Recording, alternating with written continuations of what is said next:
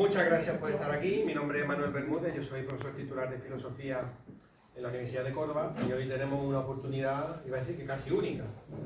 La verdad que para mí es un honor poder presentaros a Antonio Manuel, que lo presento así, Antonio Manuel. Él es colega de la Universidad de Córdoba, es un creador muy variopinto y fundamentalmente un hombre bueno. Si habéis tenido oportunidad de echar un vistazo a la página de la Wikipedia que viene con su perfil, es abrumadora la cantidad de distintas cosas que hace y las hace muy bien. Casi que podría presentarte, Antonio Manuel, como un polímata, una persona que brilla mucho en distintas parcelas. Y bueno, él ha traído aquí unos pocos libros, que luego si queréis los podéis ir echando un ojo y adquiriéndolos, porque hay que leer, a los autores hay que leerlos, y tener la oportunidad, si el que más oportuno de aprovechar esa idea. Este librito, el de La huella morisca, ya va, según me he dicho, por la 7ª edición, y me consta que es un libro que provoca pasiones, yo simplemente os quiero dar las gracias porque estéis aquí hoy. Me parece que es muy importante que nosotros animemos el escenario cultural e intelectual de Córdoba con estos cafés de tertulia que organizamos el tercer jueves de cada mes. Ya sabéis que esta casa, esta institución está abierta para este debate y este discurso, que yo creo que es importante que lo mantengamos. Vienen tiempos difíciles desde mi punto de vista, aunque no soy yo el que lo va a plantear ahora. Y me parece que el reforzamiento de los mimbres básicos que configuran nuestras sociedades y los grupos civiles pues es parte de este tipo de iniciativas, ¿no? Una discusión cercana y próxima, ¿no? Uno puede invertir un montón de dinero en tratar de mejorar el sistema educativo, comprar las pantallas más potentes que haya, los sistemas informáticos más potentes, pero desde mi punto de vista, lo realmente importante en el modelo educativo a día de hoy sigue siendo el contacto personal y directo. Y tener la oportunidad de compartir un rato con Antonio Manuel, con esa enorme inteligencia que tiene, esa naturalidad y esa belleza de su discurso, si no habéis tenido oportunidad de verlo, lo vais a ver ahora, y creo que es un gusto que podamos contar aquí con él. Muchas gracias, Antonio Manuel, pues te doy la palabra.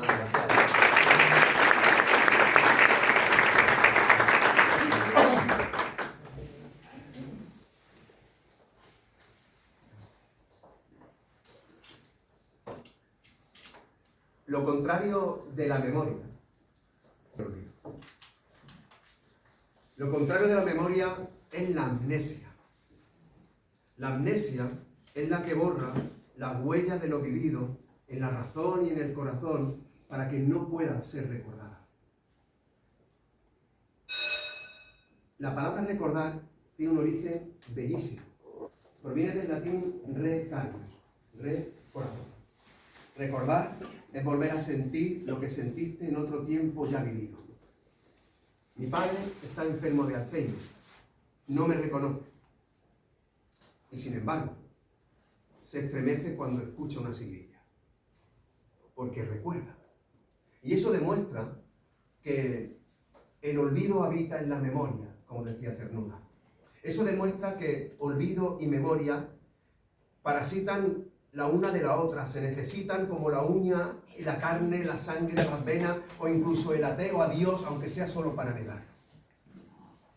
Lo único que ocurre es que el olvido está como en el lecho de un pozo, y lo que hace falta es arrojar una cuerda para poder llegar a ese recuerdo, volver a sentir, tomar agua y reconocer la fuente. Y de la misma manera que mi padre sigue recordando, porque memoria y olvido forman parte de su alma. Yo he venido hoy aquí por invitación de Manuel y de este lugar tan hermoso a intentar demostrar que este pueblo no ha perdido la memoria, que este pueblo ha depositado la memoria en el recuerdo, básicamente en el sentir. Y eso ha provocado que muchas de las cosas que decimos, muchas de las cosas que sentimos, las hagamos, pero hayamos olvidado el porqué. Mirad, aquella luz que fuimos es la luz que somos. Y por la misma razón que las estrellas siguen brillando, a pesar de que hace miles de años que algunas murieron, aquella luz de lo que fuimos sigue brillando pues, en las paredes encaladas de nuestras casas. Sigue brillando en las estrellas de 8 puntas que decoran el artesonado de esta casa. Siguen brillando en la canela y clavo de nuestros dulces. Porque Gran parte de esa memoria y olvido que ha llegado hasta hoy se lo debemos al silencio y a las manos de nuestras madres y de nuestras abuelas, especialmente de ellas. No hace demasiado tiempo una amiga me contó esta anécdota. Tenía que viajar al norte de África, a Tánger, y llevó como regalo unos pestiños que había hecho su madre. Cuando los comieron las mujeres del norte de África, de Tánger, al probarlo, dijeron: ¿tu madre es judía? ¿Tu madre es musulmana? Y entonces ella dijo: no. Y después sus manos dicen que sí. Lo que confirma que la memoria está, por ejemplo, en nuestras manos. Y fijaros que nuestras manos están diseñadas hacia adelante, nuestro ojo hacia adelante, nuestros pies hacia adelante. El ser humano está diseñado anatómicamente para caminar hacia adelante y proyectar su futuro. Fijaros que nuestros ojos, que también están diseñados hacia adelante, no pueden servir para vernos. La única manera de vernos y de reconocernos es frente a un espejo. Y cuando te miras en el espejo, resulta que te ves tú, pero también ves tu espalda. Y la única manera de ver atrás, de ver tu pasado, es colocarte delante de un espejo. Y hoy voy a intentar compartir con vosotros, voy a intentar reflexionar con vosotras, que ese espejo donde nos han hecho que nos miremos es un espejo roto, es un espejo deforme, es un espejo sucio, es un espejo en el que le faltan piezas. Yo no sé si conocéis esa leyenda de la serpiente que quería comerse a una luciérnaga. La luciérnaga le dijo: ¿pero por qué me quieres comer si no formo parte de tu alimento? Y entonces la serpiente dijo: porque tu luz me molesta.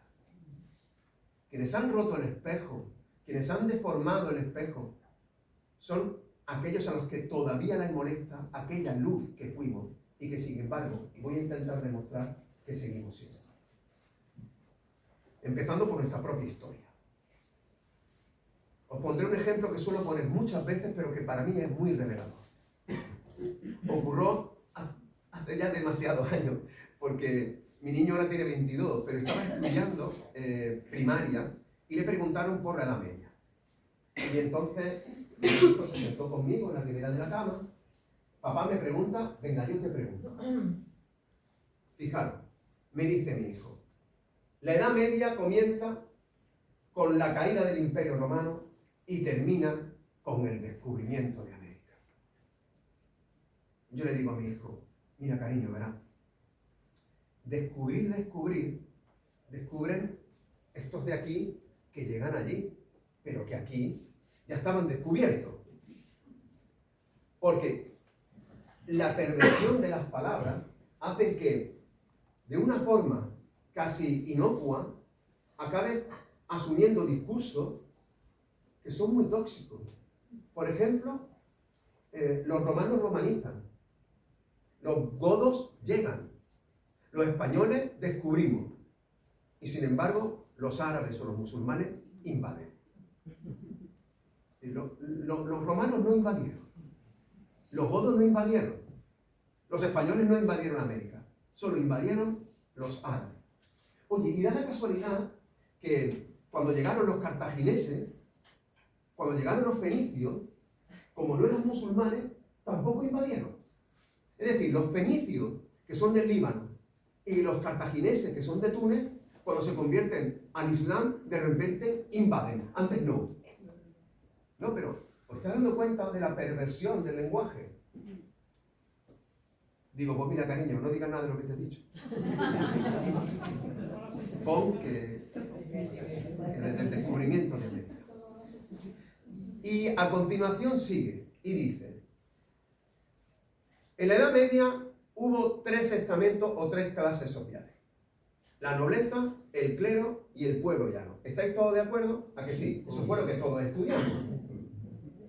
De hecho, al lado, en el libro de texto que está estudiando mi hijo en el siglo XXI, aquí en Andalucía, en esta parte había el dibujo pues, de un monje, de un templario, de un castillo. Claro, entonces ya le digo a mi hijo: mira, cariño, verá, es que resulta que esa Edad Media es la Edad Media de Londres, es la Edad Media de París, pero no en la Edad Media ni de Córdoba, ni de Granada, ni de Sevilla, ni de Valladolid, ni de Madrid, ni de Soria, ni de Barcelona, ni de Valencia. Porque en esa Edad Media, además de nobleza, había emires, había califas. Porque además de clero cristiano en el norte, mozárabe en el sur y en el levante peninsular, había rabinos judíos y había ulemas musulmanes.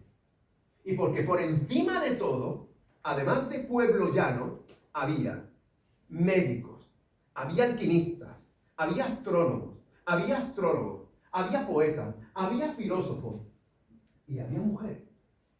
Y había mujeres. Claro que me duele como una puñalada el que nuestros hijos y nuestras hijas estén estudiando esa Edad Media que es el relato de lo que somos dicho por otros que no somos nosotros, para que lo que acabemos creyendo, a pesar de que sea evidente. Yo estoy en un lugar, justamente aquí, acabo de ver un mosaico bético, acabo de ver un artesonado mudéjar, cojo la calle del Pañuelo y me encuentro con la mezquita de Córdoba, un poco más adelante con la capilla de San Bartolomé y un poco más adelante con la sinagoga. Es decir, en escasos 500 metros estoy viendo con mis propios ojos la diversidad religiosa que coexistió en el suelo que piso. En este suelo que pisaron Osio, Séneca, Maimónides y Averroes, que rezaron a 4 dioses distintos en 4 lenguas diferentes. Y la pregunta, y espero que todos estemos de acuerdo, es ¿cómo es posible que toda esa parte, con toda esa tesela del mosaico, haya sido extirpada, ninguneada, extranjerizada, para que cuando nos miremos en el espejo no nos reconozcamos? Así es imposible que sepamos quiénes somos. ¿Qué es lo que ha ocurrido? Que a pesar de esa amputación histórica, se ha mantenido en la memoria. Ahí está la clave. No tengo apenas tiempo, pero bueno, no quiero irme hoy de aquí sin por lo menos recordar a nuestras mujeres. Mirad, la primera mujer que llegó a los libros de texto que yo estudié fue Santa Teresa de Jesús. La primera. Bendita sea. Pero yo, ¿por qué no pude estudiar a Hafsa al-Rakuniyya, que era una poetisa granaína que se vistió de luto para señalar al asesino de su amante? Yo, ¿por qué no pude estudiar, por ejemplo, a Itimad, la mujer de Motamid, el último rey taifa de Sevilla, que invitó a las mujeres sevillanas a que se quitaran los velos y lo utilizaran como bandera, y de ahí esa bellísima expresión de una mujer por bandera? Yo, ¿por qué no pude estudiar, pregunto, a Wallada? Wallada, que es una poetisa cordobesa noble, libre, que se atrevía a importunar con su literatura y con su conducta al que fue su amante, que fue Ibn Saidún, un poeta que recitaba poemas homoeróticos en la Puerta de los Judíos. La Puerta de los Judíos, ¿sabéis dónde está en Córdoba? Es la Puerta Osario. Esa es la Puerta 31, la Puerta de los Judíos. Lo que demuestra dos cosas. La primera, que esto no es la judería. No tiene sentido que se llame judería el barrio que circunda a la mezquita más grande de Occidente. La judería nace mucho más tarde, ya nace después de la conquista, y es una parte de la Medina. Pero ¿por qué no decimos Medina? ¿Qué ha pasado en esta ciudad para que llamemos judería a el barrio que circunda la mezquita y hayamos ocultado, quitado de la tesela el nombre del barrio, que es la Medina? Sorprende, ¿verdad? Bueno, pues en esa puerta de Ben Daud, que es la puerta de los judíos, se reunían los poetas para narrar y contar historias y versos homosexuales, que se llama Puerta Osario, porque allí estaba uno de los cementerios más importantes de Córdoba, el cementerio de Salama. La mayoría de los cementerios en Córdoba y en Al-Ándalus tienen nombre de mujer. Las mezquitas también tenían nombre de mujer, porque eran las mujeres las que construían habitualmente los centros religiosos, que después eran públicos y se mantenían con las donaciones de la población. Pero claro, cuando en la Plaza de Colón, en el Parque de Colón, se levanta, se encuentran todos los huesos y de ahí viene la puerta osari. Bueno, pues esta Igualada, ¿yo por qué no la pude estudiar? Arremetiendo contra Ibn Saidún diciendo que tenía un pene diminuto que colgaba de los árboles. ¿Por qué no pudimos estudiar a Aisha? Aisha, que es de todas mi preferida. Porque mirad, las mujeres más libres que había en Al-Ándalus eran las esclavas. Fijaros qué paradoja. Las quillán. Eran unas mujeres que se instruían en el arte del adab, que se llama. El adab es como el arte de la diplomacia, que incluía la literatura, la poesía, la religión, la música. Se educaban 3 años en Medina, 3 años en Meca y 3 años en Bagdad. 9 años fuera, como si lo llevásemos ahora a Oxford o a Cambridge. Ellos se trajeron, igual que decir ya, todas las melodías que ya estaban mezcladas allí, con las que se mezclan aquí, y aquí se hace en Ibérica, con ave en paz, es decir, aquí se hace un caldo nuevo porque esta tierra tiene por costumbre hacer suyo todo lo que toca. Porque esta tierra, sobre todo, ha sido un bellísimo hostal. Y lo que hacíamos es preparar la cama para que viniese otro, lo arropábamos, le decía, cántame una nana. Me la aprendía y la cantaba luego mejor. Fijaros que casi todas las civilizaciones que han pisado este suelo, aquí alcanzaron su epifanía. Pues bien, esta Aisha era una mujer libre. Era una mujer noble, no era una esclava. Era libre. Cuentan que murió virgen, murió soltera, que no es igual. Y cuentan que jamás bebió agua, y eso es cierto, siempre bebió vino. Y esta mujer, que además fue dueña probablemente de una de las bibliotecas más importantes de Occidente, porque ya sabéis que aquí en esta tierra, además de todas las cosas bonitas que he dicho, también tenemos por costumbre quemar las bibliotecas. Aquí quemamos la biblioteca de Al-Hakam, muy cerca de aquí, en el Callejón de la Hoguera. Luego quemamos la biblioteca de Nazaríes, en la Plaza Birrambla, con lo bien que estaríamos comprándolo y leyéndolo, ¿no? Pues esta mujer tenía una librería tan inmensa que probablemente pudo ser la segunda más importante de Occidente. Y escribió unos poemas, y yo voy a recitar uno, que dice algo así.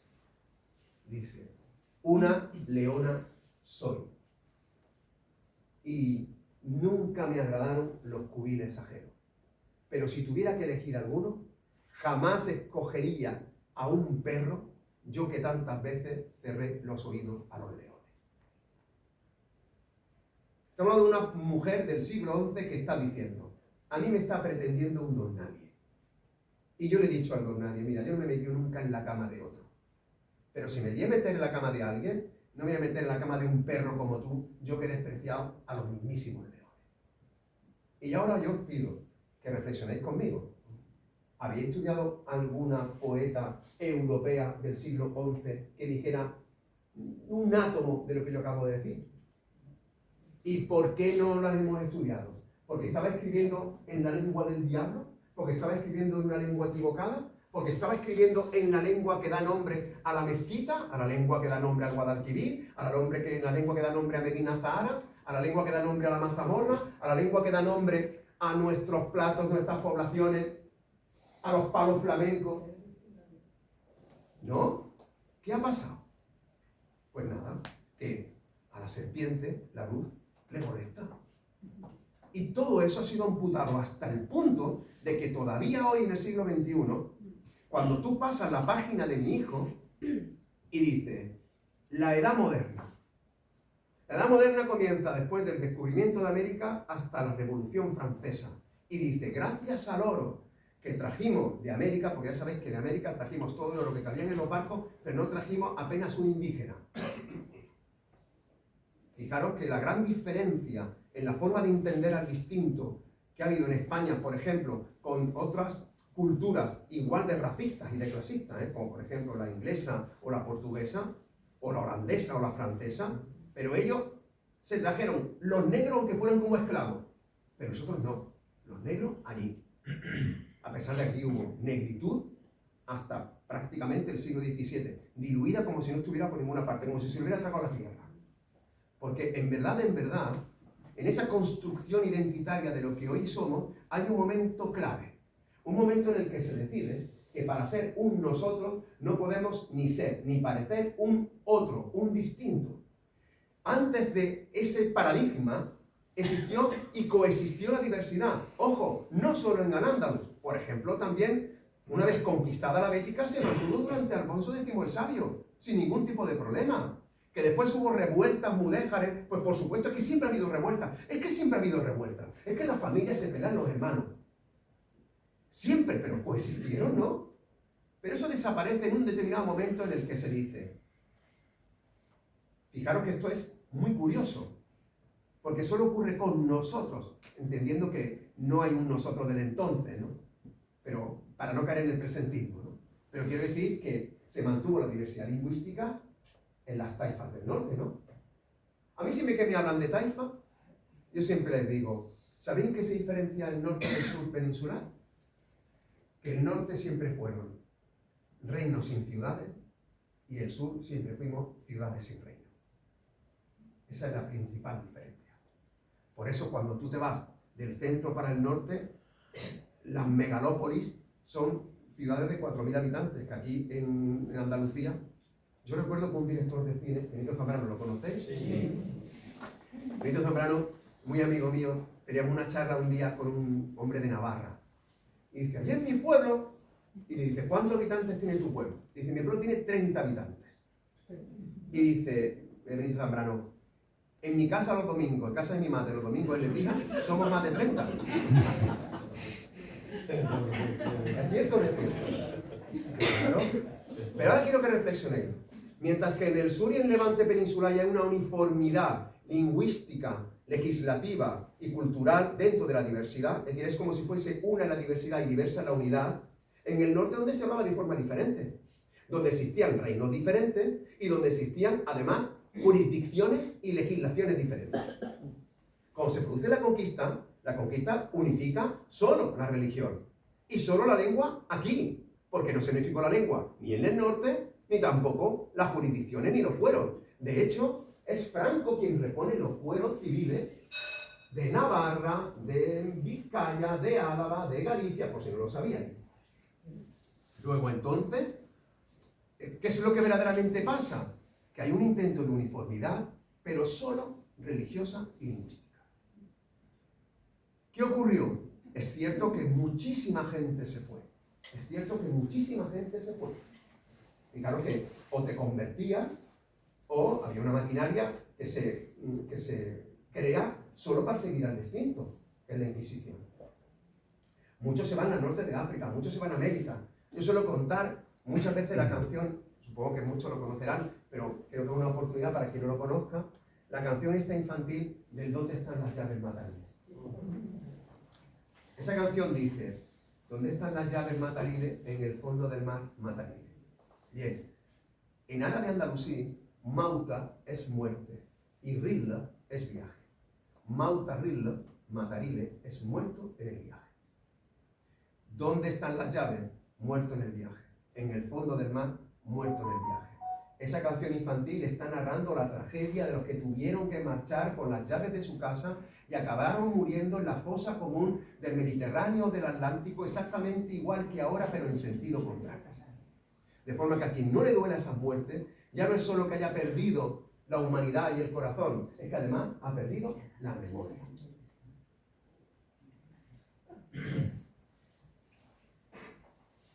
Hoy, viniendo para acá, he coincidido con un mexicano, con Jorge.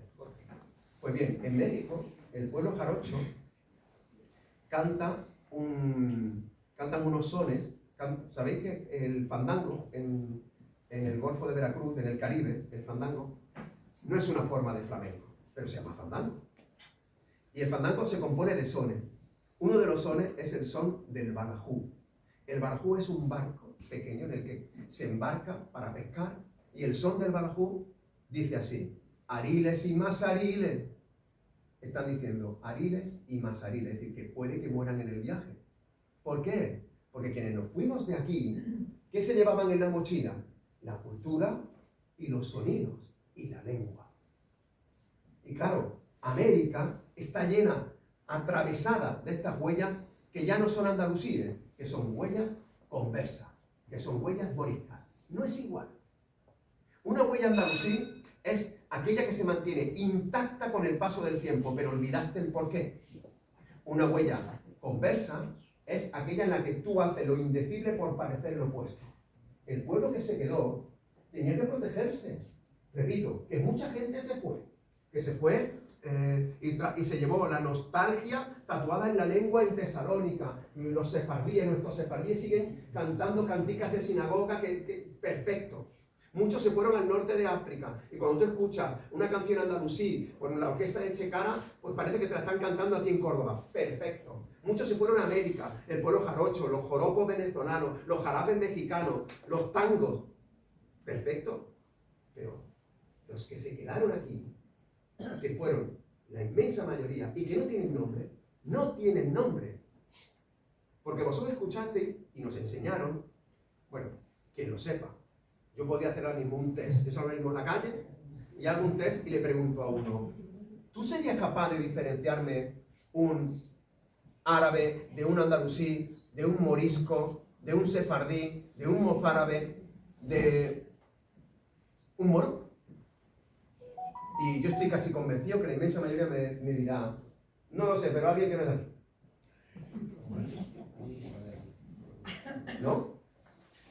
Recuerdo que un gran amigo mío, que en paz descanse, era musulmán, y haciendo una rueda de prensa, le pregunta a uno de la agencia EFE, y dice, para ser musulmán, hablas muy bien español. Y entonces dijo el hombre, es que yo soy de Almacha, soy musulmán, claro, podía haberse hecho budista, podía haberse hecho taoísta, pero la idea de extranjerizar esa parte de nuestro pasado es brutal, es enorme. Entonces, vosotros estudiasteis que los mudéjares son aquellos musulmanes que se quedaron aquí. Fijaros que para quedarse aquí, ¿por qué no le pusieron una palabra castellana? Lo llamaron por una palabra en árabe. ¿Por qué? Porque la mayoría de la población habla en árabe. Vamos a ver, si mañana nos conquistan los alemanes, yo doy mi palabra de honor que este domingo no habláis alemán. Sin embargo, nosotros nos han enseñado la historia como que al día siguiente todos hemos cambiado. Hay como una suplantación humana y una suplantación cultural. Pues mira, no, la gente se quedó aquí y siguió siendo quien era. Y lo que ocurre, como no podía ser ni parecer judío ni parecer musulmán, hizo un esfuerzo descomunal de apariencia. Pero en otras cosas siguió siendo que era hasta que olvidó el porqué. Yo suelo poner dos ejemplos. Los suelo poner siempre. Porque me parece que son tan reveladores. El primero, hacer lo que hacías hasta que olvides el porqué. Mirad.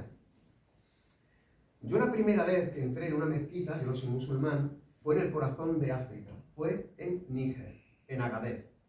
Entonces, para entrar tuve que imitar a un niño. El niño cogió una palangana, echó el agua e hizo exactamente así. Se lavó así, en la cara, en la boca, en los oídos, sopló por la nariz y terminó frotándose el pelo. Mi padre tiene Alzheimer y se lava así antes de ir a comer. Es que aquí en Andalucía la gente se ha lavado así antes de ir a comer. En algunos lugares de Andalucía a esa forma de lavarse le llaman agafar. No muy lejano de aquí, ¿eh? Uno de los 99 nombres que los musulmanes utilizan para llamar a Dios es Al-Ghafar, es decir, el perdonador. Se están llamando así porque están pidiendo perdón por haberse convertido. Ejemplo de lo contrario. Mirad, hasta hace dos días, mi madre hacía sábado. Mira, veía la ventana, el balcón, y se ponía a limpiar como no hubiera un mañana. Además se ponía ya de rodillas, a pesar de haberse inventado la fregona. Y yo le decía, pero mamá, ¿por qué lo hace? Porque siempre se ha hecho así.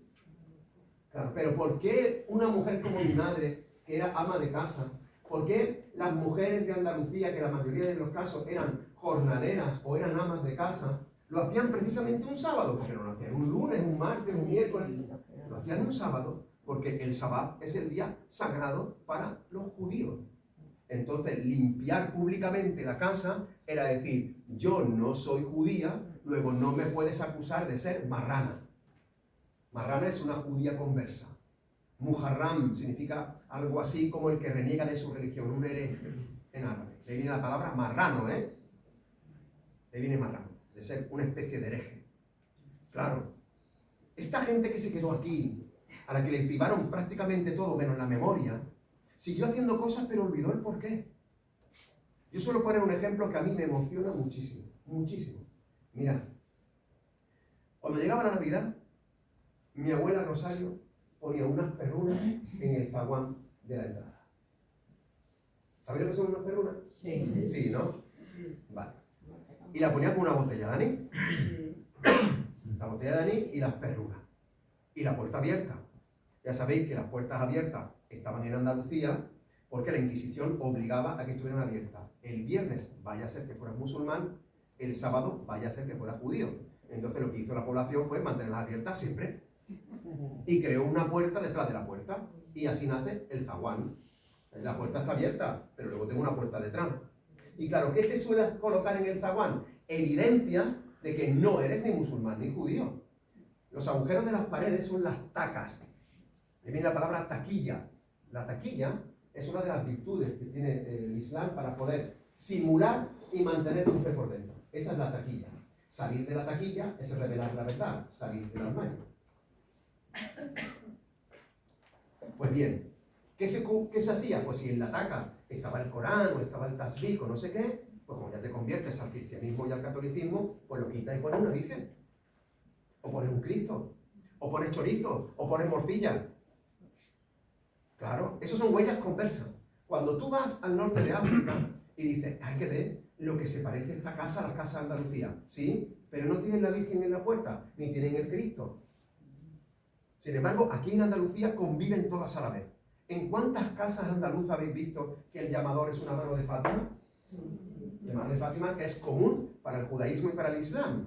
Es la mano de Mariam para los judíos porque contiene los 5 libros del Antiguo Testamento, y es la mano de Fátima porque contiene las 5 virtudes del Islam. ¿En cuánto habéis visto que en la misma puerta además hay una herradura?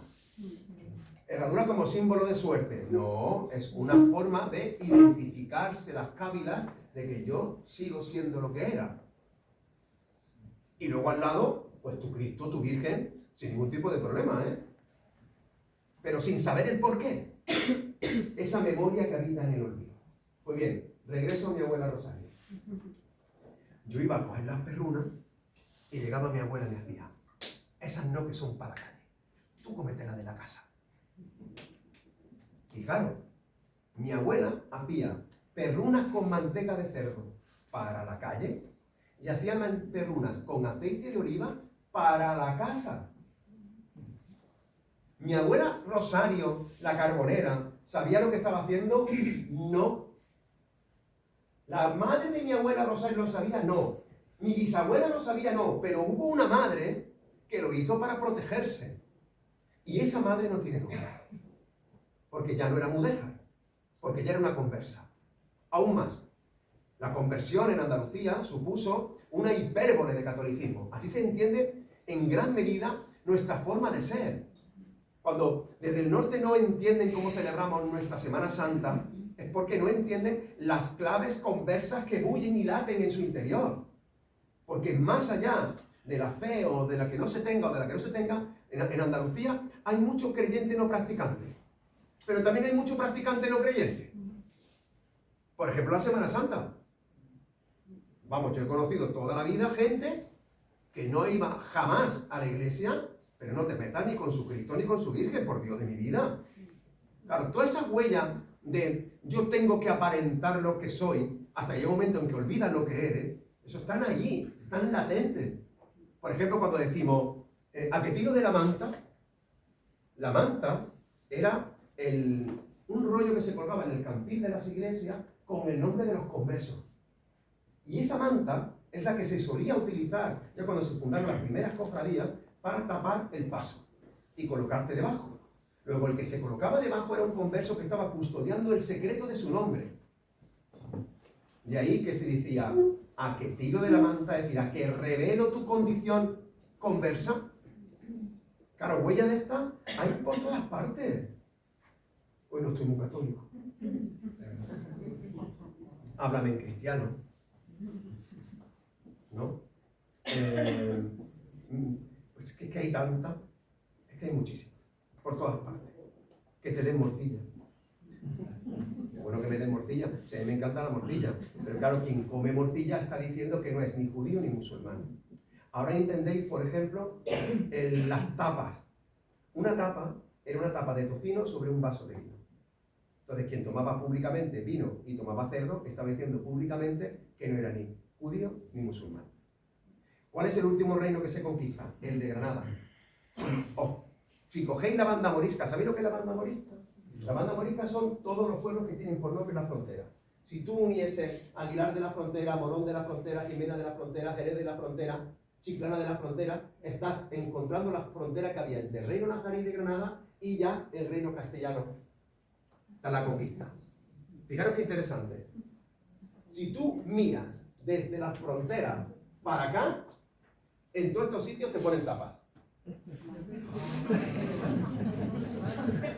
Es que, claro, porque la gente habla por provincia, que es la gran estafa y la gran mentira identitaria de España. Madre mía.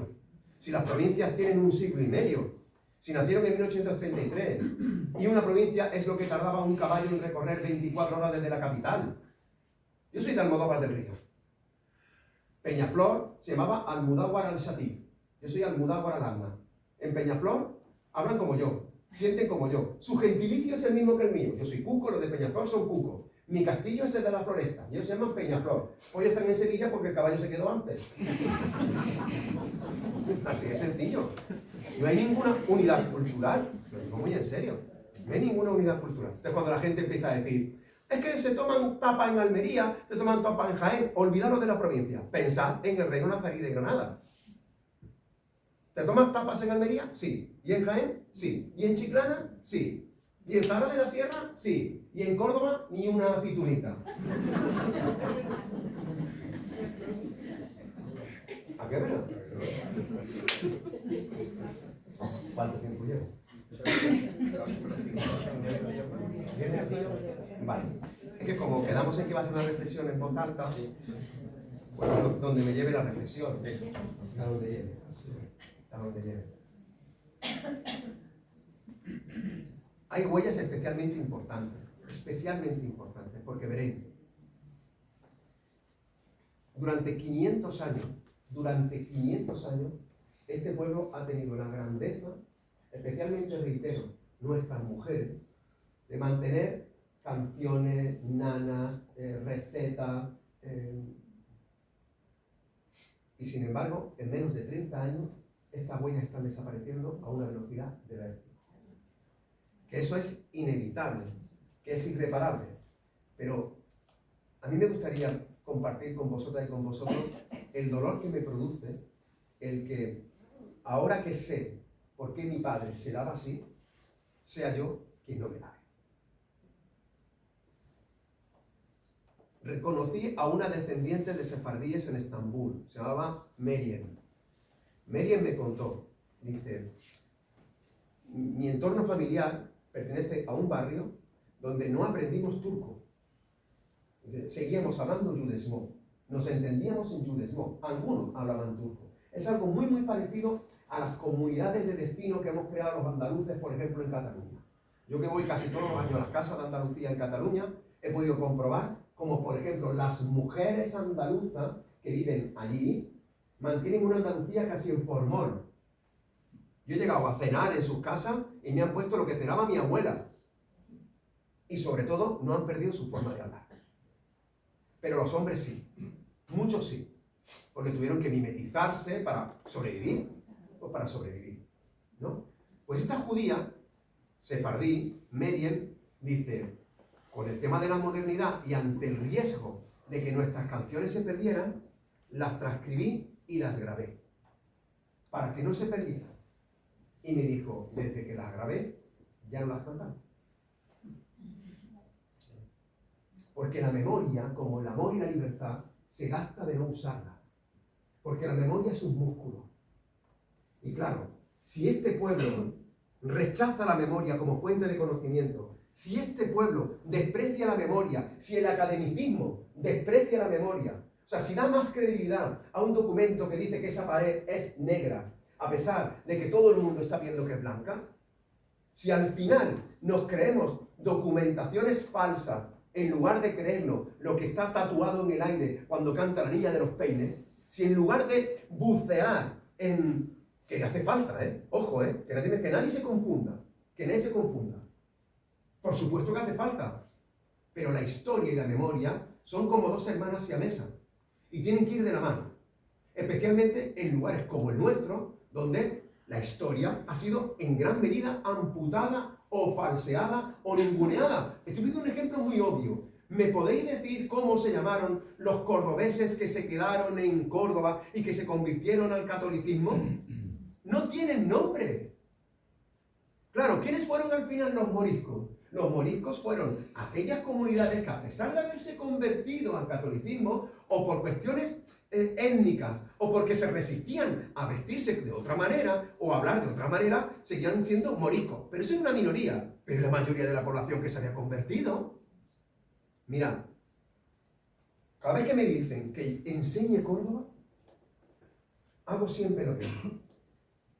Los coloco en la margen izquierda del Guadalquivir, justamente al pie de esa cola de pez donde está el poema de Federico, en el que dice que un solo pez en el agua que las dos Córdobas juntas, y que está dedicado a San Rafael. Y ahora me voy justamente en la mediatriz del puente romano. Sin duda, el monumento con la mezquita más importante de nuestra historia. Porque que Córdoba se hiciera grande fue porque solo por aquí se podía cruzar el Guadalquivir, del sur al norte peninsular. Lo coloco justo en la mediatriz y les digo, y voy a hablar con todo el respeto, porque yo no concibo la vida sin el respeto. Mirad, la constitución más antigua de Europa es el Pacto de Cervera suizo, es del siglo XIII. Y en su artículo 3 dice, lo que nos une es el respeto por la diferencia. Por favor, que lo que nos una sea el respeto por la diferencia. Pues bien, yo me coloco en la mediatriz del puente romano. Y les digo, mirad hacia el nacimiento, mirad hacia la vida, mirad hacia el origen. ¿Quién está ahí? San Rafael. Mirad hacia la desembocadura. ¿Qué es lo que está ahí? Pues, con todos los respetos, lo digo de verdad, un mamotreto dedicado a San Francisco y Santa Victoria, los santos mártires de Córdoba. Mirad hacia la vida. San Rafael lleno de flores y de luces naturales. Mirad hacia San Francisco y Santa Victoria, con luces artificiales cubierto con un cristal. ¿Cubierto con un cristal para protegerse de qué? ¿Quién la va a atacar? ¿Quién le va a hacer daño? ¿Pero de qué se protege? Fijaros, uno, luz artificial, luz natural. Y ahora, ¿dónde está la diferencia? Pues la diferencia está en que cuando se produjo la conquista, nuestros judíos y nuestros musulmanes también tenían como arcángel a Israfil, a San Rafael, porque los 4 arcángeles son comunes a las 3 religiones del libro. De forma que si yo rezaba a San Rafael, me sentía protegido. Era él quien me custodiaba. De ahí viene que sea el custodio de la ciudad. Pero ¿alguien se ha fijado en quién es San Rafael? San Rafael es un arcángel que tiene en la mano derecha, en la mano derecha tiene el cuerno de Sofar, que es el que tocarán los judíos en el juicio final. Y la mano izquierda tiene el pez del cristianismo. Es decir, Israfil contenía en él mismo las 3 religiones. De forma que se sentían representados por él. Luego después, cuando otros intentan darnos una razón de ser, pues se empieza a hablar que si se le aparece al padre Ruela, que si nos sale de una peste. Creed lo que queráis. Creed lo que queráis. Pero yo quiero creerme que mi pueblo llenó todo de San Rafael, porque como decía Federico, que lo sabía, era el arcángel Aljamial. ¿Sabéis lo que es Aljamial? ¿No? Aljamial es... Si tuviera un papel... Toma.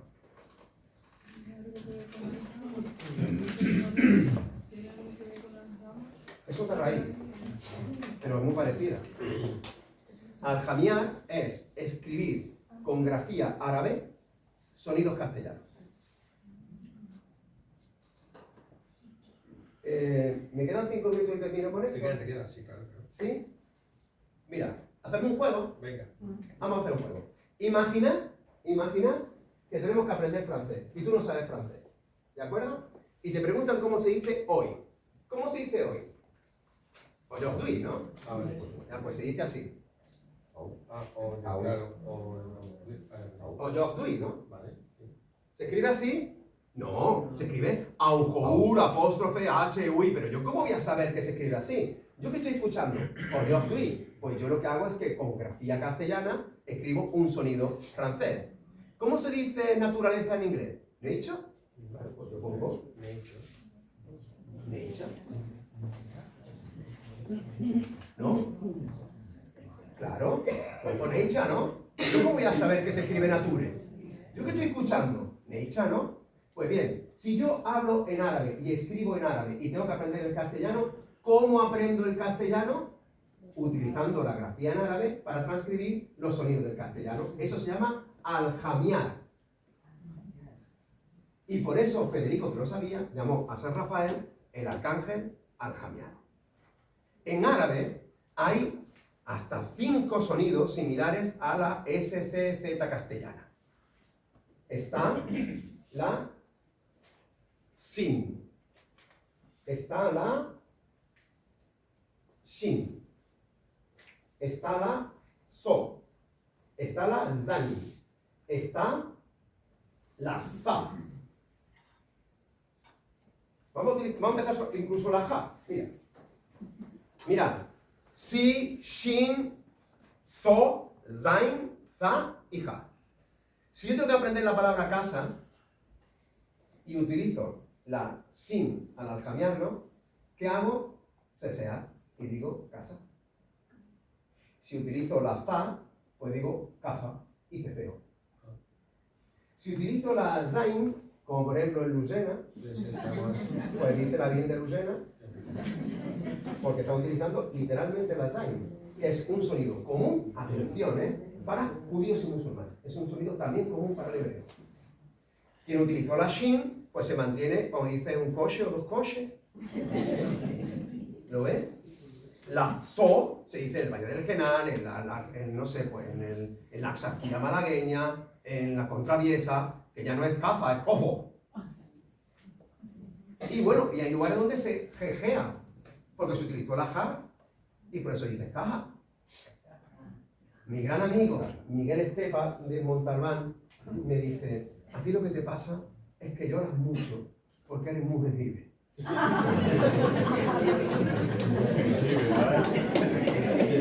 encanta que vea que se mueve. Claro. He terminado con esto. Podríamos seguir, otro día si quieres vuelvo y hablamos de más cosas.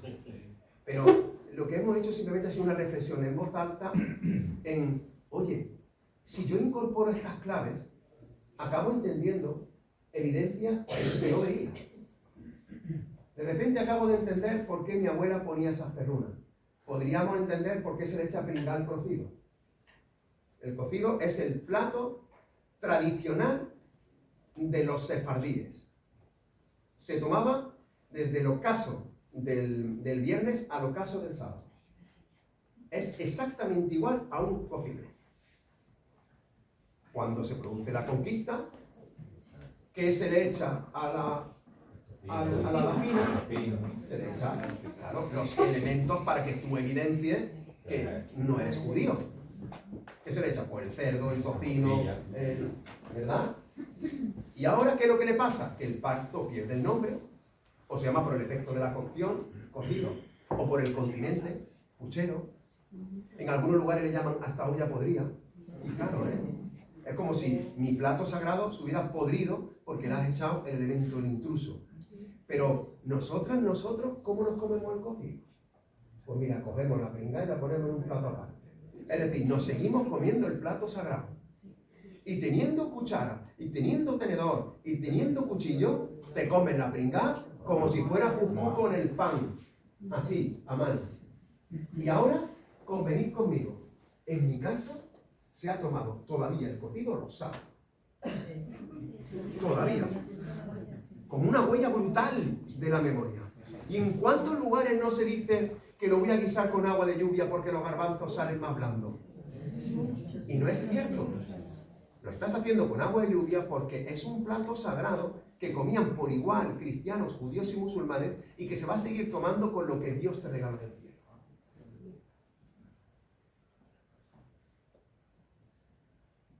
Antes de entrar, me ha comentado Manuel que este bellísimo lugar es una utopía hecha realidad gracias a Rafael de la Hoz Arderius.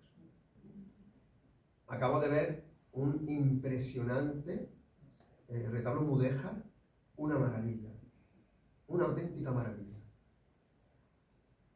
Ese retablo mudéjar tiene el símbolo más importante y milenario de esta tierra, que es la estrella de 8 puntas.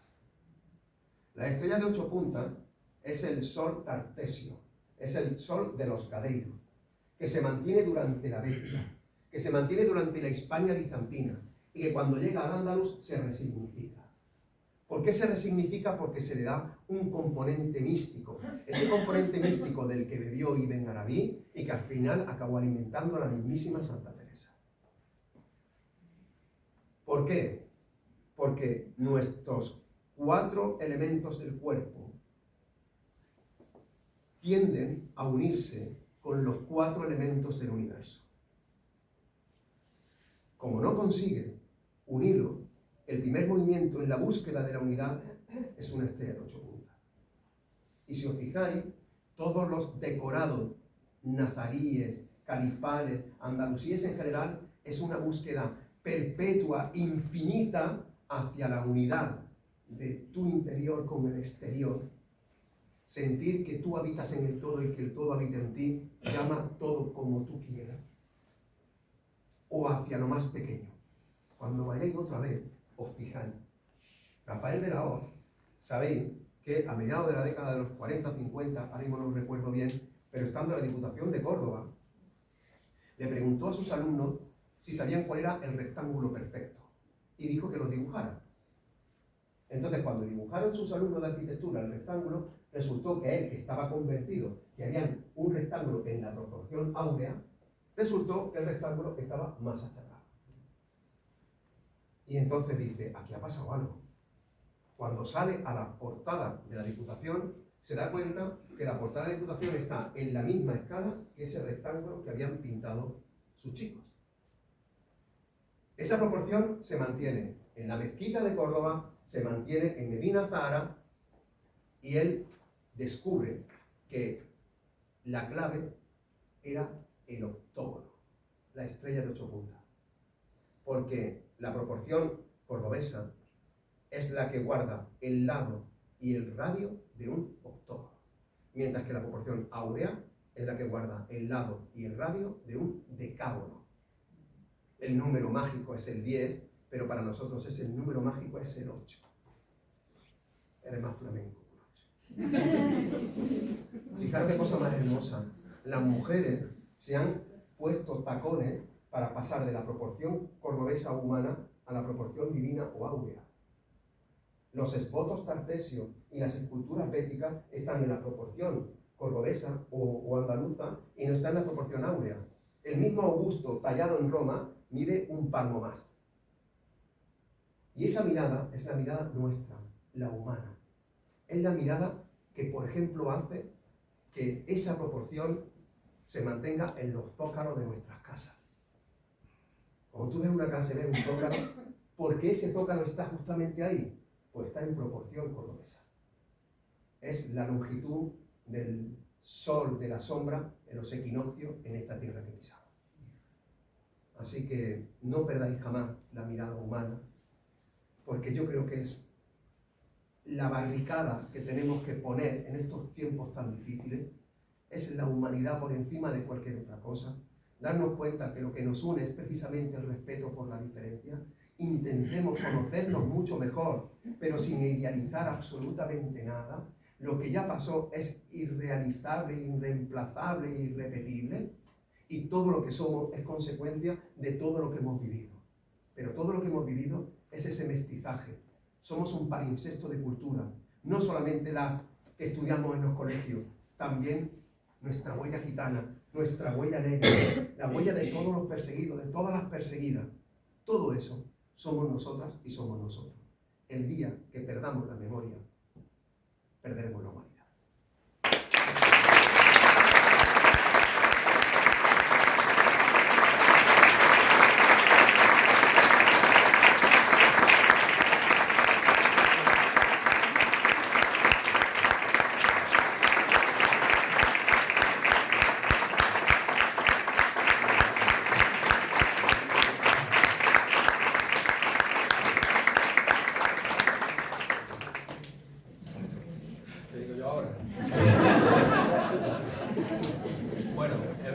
Un turno de preguntas, un turno de comentarios, lo que consideréis oportuno. Aprovechemos la oportunidad, que no siempre vamos a poder contar con Antonio Manuel. Así que, ¿alguien se anima? ¿Alguien pregunta? No me puedo creer que después del día apoteósico que hemos escuchado no haya ninguna cuestión por ahí. Voy a romper el fuego. Venga, ahí. Cuando Manuel hablabas de la identidad, esa identidad que a veces cae en rutina y perdemos la memoria de dónde viene. Voy a compartir una anécdota vivida por mí, de esa identidad expulsada fuera, pero que después de siglos fuera se sigue manteniendo. Un día en París, yo estaba en una tarica y estábamos un grupo, claro, cuando uno habla, ¿de dónde viene este? ¿No? Y enseguida otra persona que llegó me identificó. Me dio la mano y me dijo, soy morisco de Guadix. Habían pasado siglos, ¿eh? Y cuando tú hablabas, digo, es verdad, también hay identidades que por mucho que pase y que se desubiquen de su tierra, van tan dentro, en la mano, me acuerdo perfectamente, soy morisco de Guadix. Sí, mira que la palabra identidad es una paradoja, porque la palabra identidad es lo que no te hace idéntico a nada. O sea, mi identidad es lo que hace que yo no sea nada más que yo, que no sea nadie más. Y nuestra identidad, no podemos caer en los esencialismos. Yo soy el hijo de mis padres, el padre de mis hijos, el esposo de mi esposa, tengo mi ideología, ¿me entiendes? Pero es verdad que cada uno puede colocar en el altar lo que quiera. Y es verdad que hay muchos que han colocado en el altar su memoria. Pero ¿por qué ha sido conocida? Sin embargo, ¿por qué en España aquí está mutilada? ¿Por qué está extranjerizada? Ese es el problema. Mirad, la Constitución de Marruecos reconoce como uno de sus componentes identitarios la identidad andalusí. España no. España ha reconocido que un descendiente de sefardíes pueda ser español. Yo pregunto, ¿y un descendiente de moriscos, aquel morisco de Guadix no? ¿Por qué? ¿No es la misma razón? Yo que soy jurista, a mí me enseñaron que donde hay identidad de razón, debe haber identidad de derecho. Pero es que ni aparece en la ley. Hay un artículo, el artículo 22 de nuestro Código Civil, que dice que por residir 2 años en España, si eres nacional de países latinoamericanos, que estoy resumiendo, ¿no? Latinoamericanos, y añade Guinea, Portugal, Andorra, Filipinas y sefardíes. Y yo me quedo así, ¿y sefardíes? ¿Y los descendientes de moriscos no? Pues no. Porque, mira, Manolo Bermúdez es profesor de filosofía. Lo que voy a decir ahora, me produce tanto dolor. Este año se celebra el 900 aniversario del nacimiento del pensador más importante jamás nacido en esta península, que es Averroes, Ibn Rushd. Nació aquí, nació en Córdoba. Nació aquí, en Córdoba. Muy bien. Mis hijos, cuando se han presentado a selectividad, han estudiado a Platón y a Aristóteles, y es fundamental que así sea. Y han estudiado a San Agustín y a Santo Tomás, y es fundamental que así sea. Pero no han estudiado ni a Maimónides ni a Averroes, que son el cordón umbilical del saber grecolatino en Centro Europa, quienes trajeron verdaderamente la oportunidad de la razón al centro de Europa, especialmente a Averroes. Y yo pregunto, ¿por qué si San Agustín de Hipona? ¿De dónde era San Agustín de Hipona? De Hipona. ¿E Hipona dónde está? En Argelia. Y San Agustín era un mulato. Es decir, un mulato argelino sí puede ser europeo por cristiano, Pero Maimónides y Averroes, que nacieron en Córdoba, de padres y madres cordobeses, de abuelas y abuelas cordobesas, no se estudian todavía aquí porque los extranjerizamos, a uno por judío y al otro por musulmán. Sí, sí.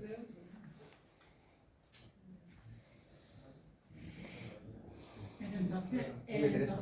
Antonio Manuel, estamos diciendo que la culpa de nuestra progresiva falta de identidad o de que caiga en el olvido es también por la falta de pensamiento crítico, por la forma en la que se nos enseña, por la forma en la que está establecida el sistema educativo, porque cuando hablamos de falta de identidad, de la identidad que salta de la garganta, que es la primera, la palabra, porque se ridiculiza, se nos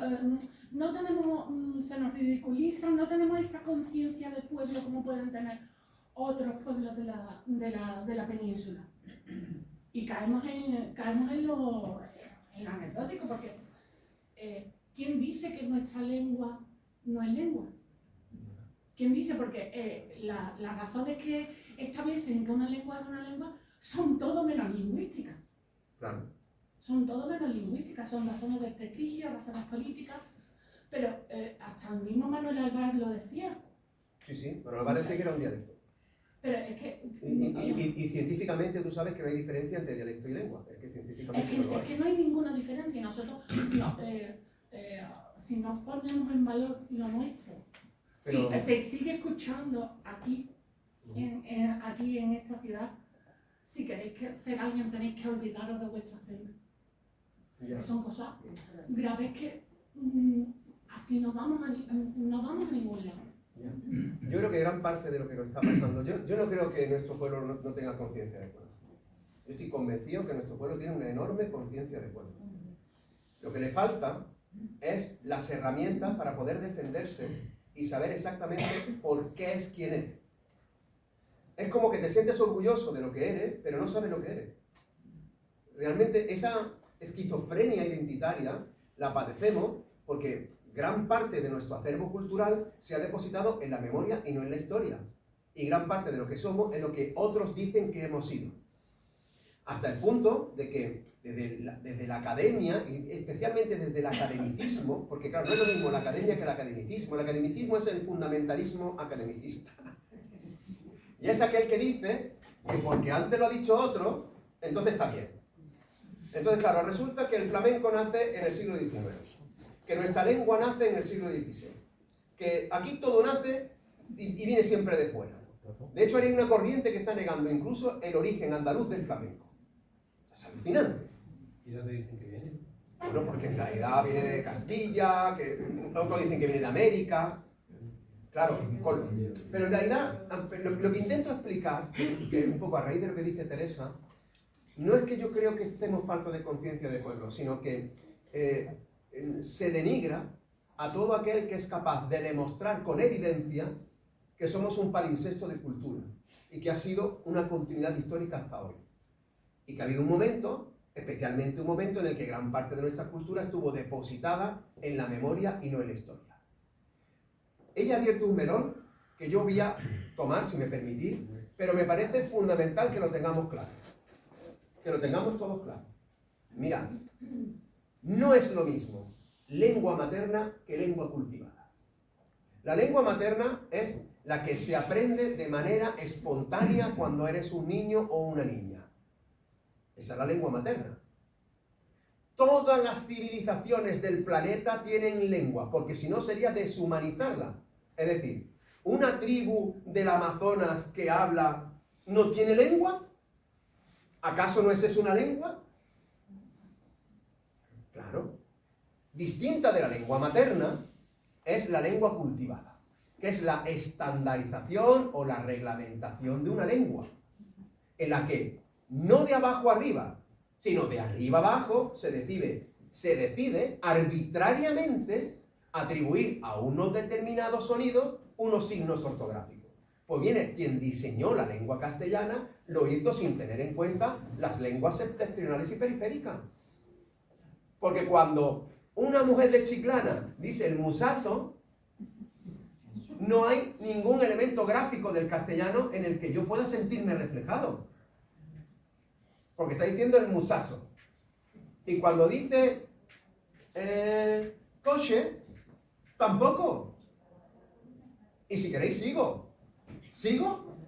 Pero digo cosas que son de un sentido aplastante. Mirad. Mirad, mirad, mirad. Mirad. Hola, Tina, ¿qué tal? Mirad. Mirad. ¿Es igual decir pare, pare o paré? Pare. Está diciendo que se pare. Pare, pare usted. Pare. Esa vocal E es una vocal castellana. Pero si yo digo que yo tengo dos pares de zapatos, diciendo pare, he abierto la E y esa E, ¿cómo la escribo con las herramientas del castellano? Pero es que ahora digo, no, la S no, podría pares. No, tenemos diglosia. La diglosia es que una cosa se escribe y no te decimos otra cosa. Porque los andaluces somos bilingües de nacimiento. Podemos decir pares y pares. Porque tenemos la lengua materna.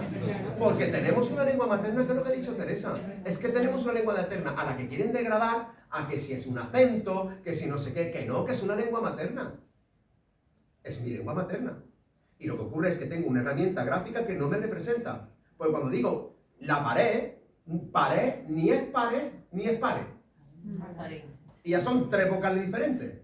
¿Qué ocurre? Que en otras lenguas estandarizadas, por lo mejor ponen un acento circunflejo o un acento grave. Ahora, si lo ponen los catalanes, es una lengua. Pero como yo no lo pongo, no tengo lengua. ¿Me explico? Sí. Claro, eso no es así. Mira, tenemos hasta vocales que anuncian plurales. Eso es una maravilla. Tú dices, por ejemplo, un mono. Pero si dices dos monos, ha abierto la primera O.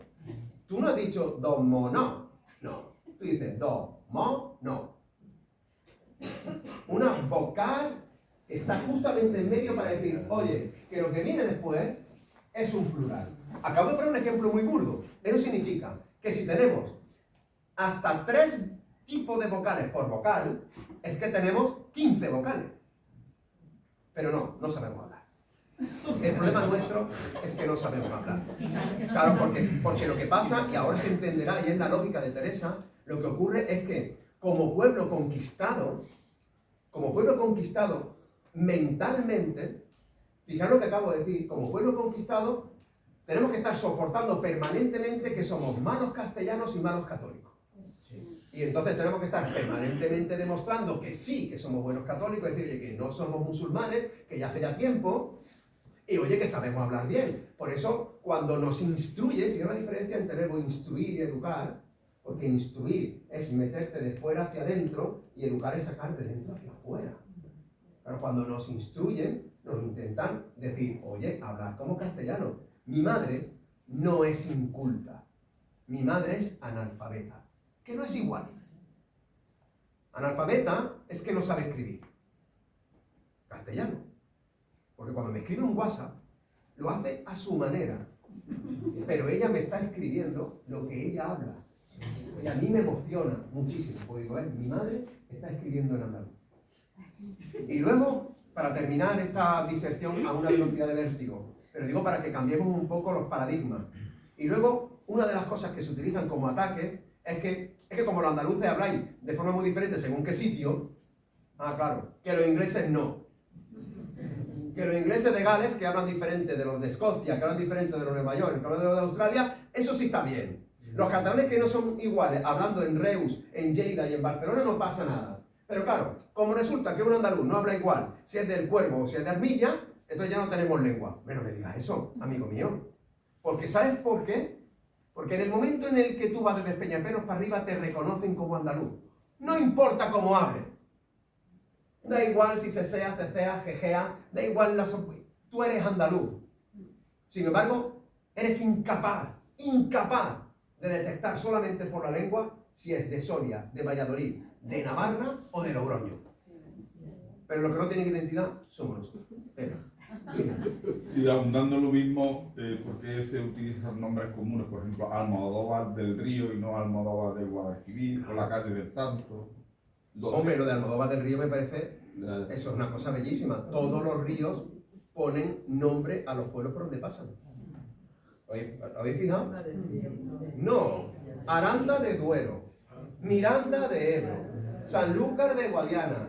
El único río que pierde el nombre por donde pasa es el Guadalquivir. ¿Y eso por qué? Para quitar el nombre de Guadalquivir. ¿Y el Guadalajara? El Guadalajara por la zona de Castro del Río. Pero fíjate que es el área, el mismo área de influencia. Pero es una palabra... Claro, igual que Guadalajara, ¿eh? Igual que Guadalajara, igual que Valladolid, igual que Madrid. Como se enteren en Madrid que la fundó Muhammad I y que el nombre, perdona, proviene del árabe y que su patrón es Almudaina, que viene de Ciudadela, y que su patrón es Salidrisi, que era un campesino mozárabe, igual le da un patatón.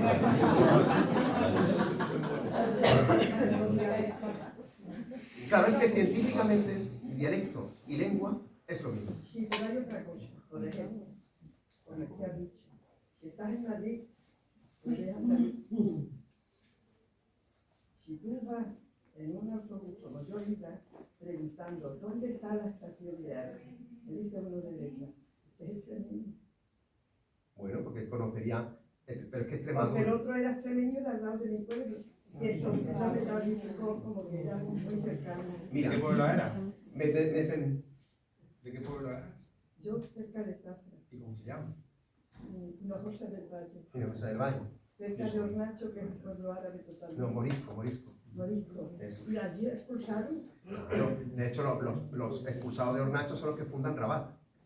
Pero mira qué cosa más interesante. Es que acaba de poner un dedo en la llaga. Si quieres terminamos con esto. Pero es que esto está chulísimo. Es que acaba de poner una cosa. Cuéntalo, mira. Cuando me llaman a los colegios, para niños chicos, siempre les digo, voy a preguntaros qué es. Pues claro, cuando he dicho, no es andaluza, es extremeña, ¿no? Yo siempre les pregunto, ¿qué es Europa? ¿Qué es España? ¿Y qué es Andalucía? Y entonces a uno, al oído, le digo, van a decir todos que Europa es un continente, que España es un país y que Andalucía es una comunidad autónoma. ¿A qué tú hubieras dicho eso? Sí. Más o menos. Entonces digo, ¿Europa es un continente? Digo, muy bien, Europa es un continente. Por ejemplo, ¿Melilla está en Europa, sí o no? No. Pero Melilla es España, ¿no? Sí. Entonces, ¿España está en Europa? Sí. ¿Pero Melilla sí es o no?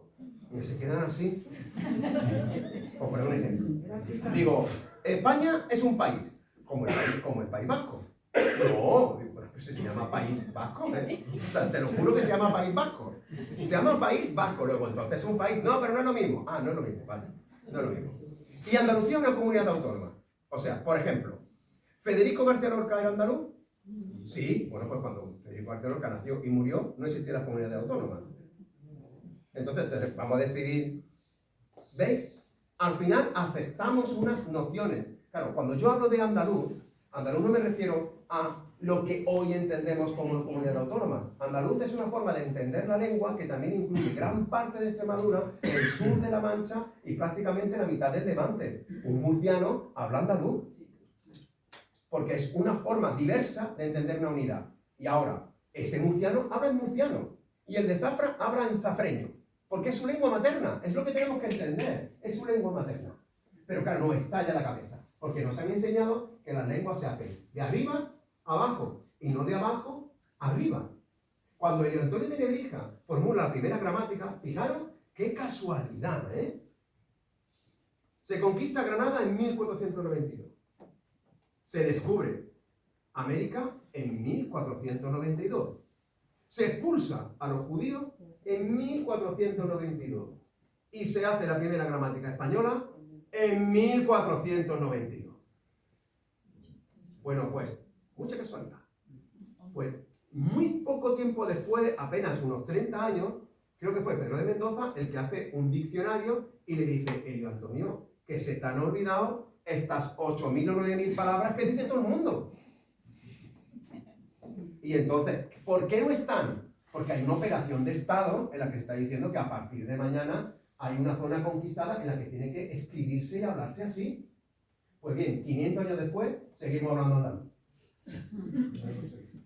Claro, 500 años después. Ahora, también es cierto, y si queréis termino con esto, lo que decía antes de los 30 años.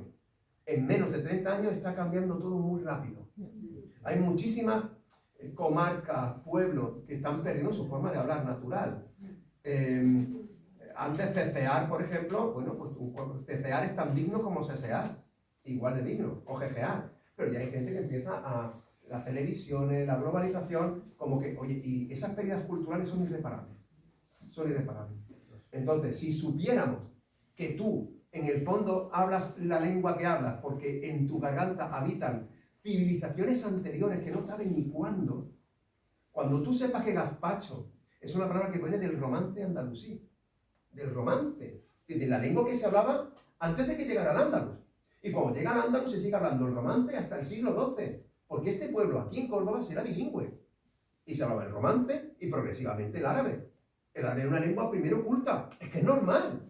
Pero pensadlo por un momento. ¿Tú crees que llegan unos cuantos a caballo y al día siguiente, como si fueran el mago Pop, te hacen así, pum, y ya hablan árabe?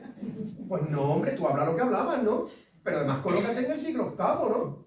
Pues en el siglo VIII la mayoría no sabía leer, la mayoría no sabía escribir, y todo lo que transmitían eran lenguas maternas. Era lengua romance, romance andalusí. De donde vienen palabras, pues yo qué sé, como horchata, gazpacho, que era la bandeja que se utilizaban en las misas paleocristianas. Se utilizaba una bandeja en la que el creyente, uno echaba una moneda, otro echaba un mendrugo de pan, y lo que se formaba era un gazpacho. ¿Qué es salmorejo? Salmorejo es una palabra bellísima, esa es conversa. Es que cada vez que me preguntáis... ¿Qué hago? ¿Sigo? ¿El fondo del salmorejo lo dejamos? ¿Salmorejo y chimpún? ¿Salmorejo y chimpún? ¿Salmorejo y chimpún? Salmorejo y chimpún. Mira qué cosa más bonita. Mira qué cosa más bonita. Mirad. En la Bética ya se utilizaban salsas que se hacían básicamente con harina y aceite. Miga. Amiga, pero digo salsa. Salsa. Cuando llega al andaluz, se siguen utilizando las mismas salsas. O sea, que no... Es como los baños árabes. Los baños árabes eran las termas romanas.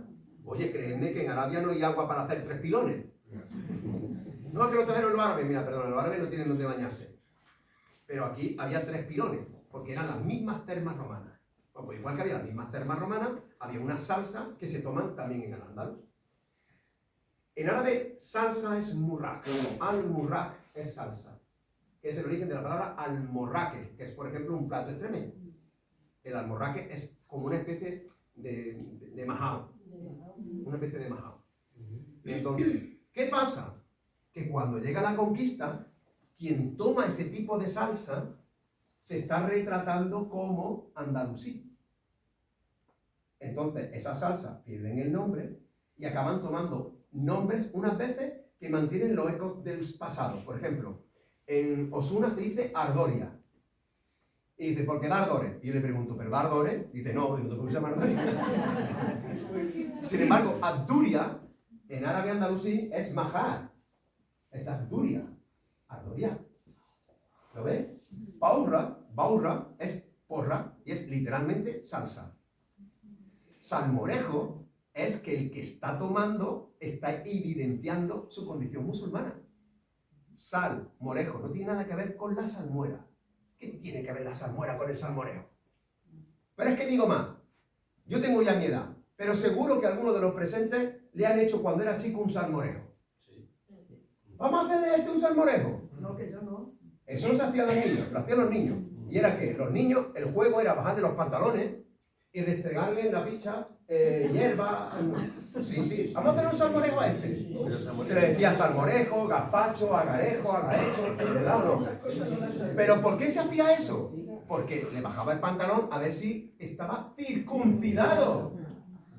Claro, tú cuando eras chico no lo sabías. Pero estaba haciendo, a ver, sal, morejo. Y ahora viene mazamorra. La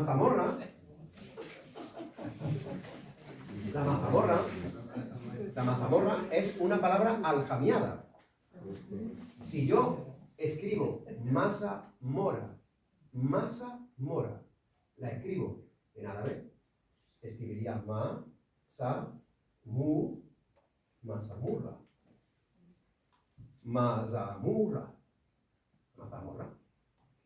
Una mazamorra es una mazamorra. ¿Que es andalusí? No, ya era bética. pero se mantuvo en Al-Ándalus. Lo que pasa es que en el norte no se tomaba mazamorra.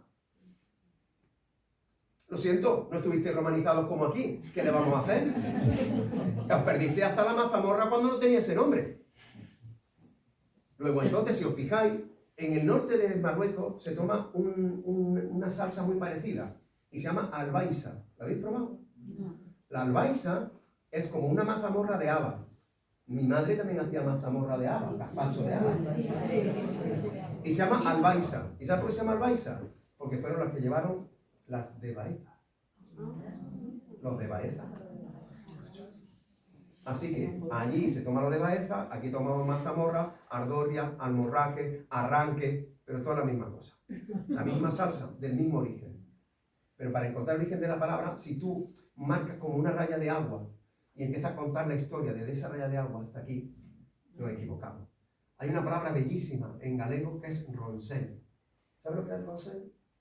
El ronsel es la marca, la estela de agua que deja un barco. Es una palabra bellísima. Claro, nosotros estamos construyendo la historia a partir de un ronsel. Alguien ha decidido que hay una línea aquí y tú cuentas a partir de aquí, como si aquí atrás no hubiera existido. Pero eso es el agua. No puede ser el ronsel. Para poder entender por qué es almorejo, por qué es almuera, ¿entendéis? Las fiestas de circuncisión eran las fiestas de donde se ratajaba. Y claro, de ahí se pillan las tajas. Era la fiesta de la circuncisión. Y por eso uno pilla una taja como un bull.